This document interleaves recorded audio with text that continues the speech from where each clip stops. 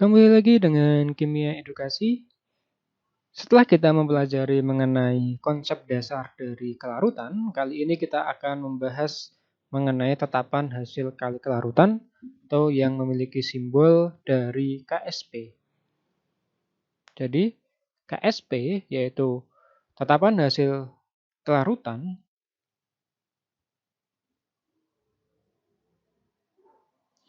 adalah tetapan kesetimbangan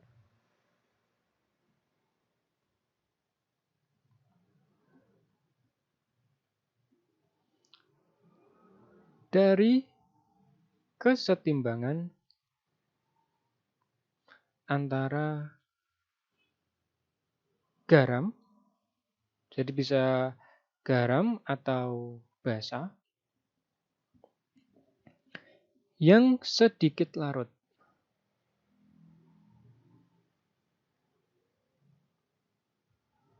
Jadi ini yang dinamakan dengan KSP.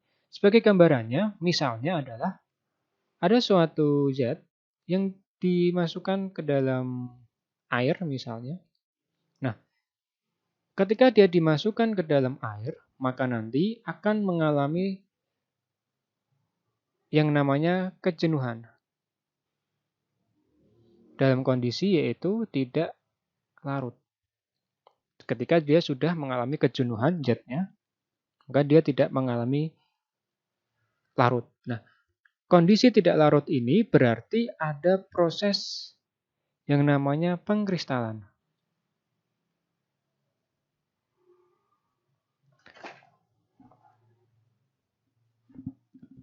Nah, ketika terjadi pengkristalan, ternyata dalam larutan ini juga tetap disertai dengan proses yang namanya ionisasi, di mana zat-zat tersebut nanti akan terion, yaitu terjadi proses pelarutan juga. Jadi dalam sekali waktu, dalam proses ini akan ada proses pengkristalan atau pengendapan, gampangnya gitu, pengkristalan. Juga selain terjadi proses pengkristalan, juga terjadi proses pelarutan juga. Nah, di mana nanti ketika terjadi proses pengkristalan, maka nanti akan terjadi kristal-kristal ini nanti akan terlarut, terjadi proses pelarutan. Nah, ketika terjadi pelarutan juga, nanti juga akan mengalami pengkristalan. Maka inilah yang dinamakan dengan KSP, yaitu tetapan kesetimbangan. Jadi nanti akan terjadi proses reaksi bolak-balik terus-menerus dari proses kejenuhan ketika dia sudah mengalami tingkat kejenuhan ini. Sehingga bisa dibuat sebagai contoh misalnya kalau pada kelarutan kita buat Ag2 misalnya, Ag2CrO4 dalam kondisi solut, maka nanti reaksi ketika pada KSP adalah reaksinya bolak-balik seperti ini, menjadi Ag2 plus aqua ditambah CrO4 2-. Sehingga Ag-nya di sini kita tambahi 2. Jadi terjadi reaksi bolak-balik dari Z-nya kemudian menjadi ion-ionnya. Inilah yang dinamakan dengan KSP. Reaksinya bolak-balik. Dari sini nanti akan ketemu nilai dari tetapan kesetimbangan atau KSP dari Ag2CrO4 ini adalah KSP Ag2CrO4 ini memiliki nilai rumusnya adalah seperti ini. Akan menjadi Ag plus pangkat 2 kemudian CrO4 2-. Tidak ada pangkatnya karena kosong di sini. Sehingga dari sini nanti akan ketemu sebuah rumus di mana rumus ini adalah misalnya ada suatu zat AX/BZ, maka dalam proses kelarutan nanti akan terionisasi menjadi zat-zatnya, yaitu rumusnya adalah X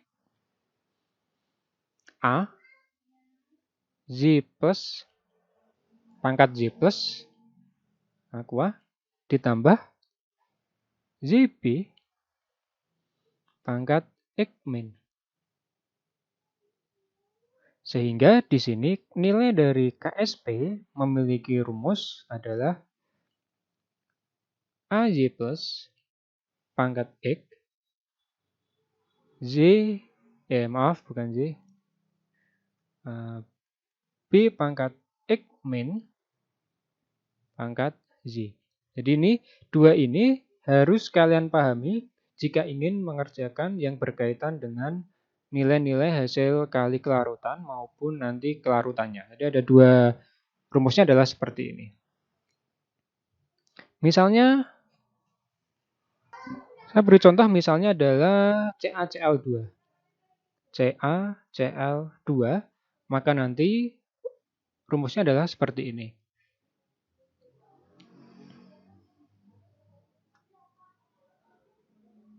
Ca2 plus Cl min 2 Cl min. Jadi di sini menurut rumus ini maka nanti dua yang ada di sini, dia akan menjadi ion yang ada di atasnya. Kemudian dua ini juga akan menjadi koefisien dari Cl ini. Ca karena di sini kosong, maka dianggap nilainya adalah 1 membentuk min yang ada di sini. Dan juga di sini akan membentuk, nah di sini dianggap bahwa Ca-nya 1. Jadi ini yang terpenting di sini. Jadi kadang kesalahan terbesar ketika melakukan proses ionisasi adalah tidak bisa membuat reaksi ini. Sebetulnya ini bisa dilihat dari ion-ion pada poliatomik maupun monoatomik yang ada di tabel, biasanya ada di buku paket tabelnya, tapi kalau tidak paham bisa menggunakan cara ini. Sehingga KSP dari CaCl2 ini adalah persamaannya adalah Ca2 plus dikalikan dengan Cl min pangkat 2. Jadi seperti ini caranya. Z dari sini kita beri warna lain. Jadi Ca2 plus tetap ditulis di sini. Karena di sini tidak ada koefisien, maka di sini tidak ada. Pangkat 2 ini berasal dari 2 yang ada di sini masuk ke sini. Jadi itu cara untuk membuat persamaan dari KSP. Jadi ini reaksi ini dinamakan dengan persamaan KSP.